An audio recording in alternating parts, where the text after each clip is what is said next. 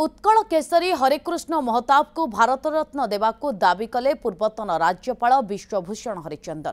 भुवनेश्वर रवींद्र मंडपरे आयोजित महताब जयंती पालन अवसर में विश्वभूषण हरिचंदन कहते जे ओडिशा गठन और गणतंत्र पई हरिकृष्ण महताब अनेक अवदान रही समस्ते जानते। तेणु महताब एभली एक सम्मानर अधिकारी, तांकू एभली सम्मान देवार आवश्यकता रही। राजनीति, शासन और ओडिशा इतिहास को तांकर अनेक अवदान रही। तेणु तांकू भारत रत्न देवाकू आमे अनुरोध करिछु।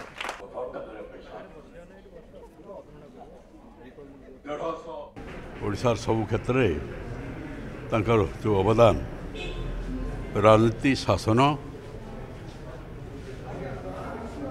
यार इतिहास, गर्व, गौरव, साहित्य प्रति क्षेत्र को दीर्घ 50 वर्ष धरी आच्छादित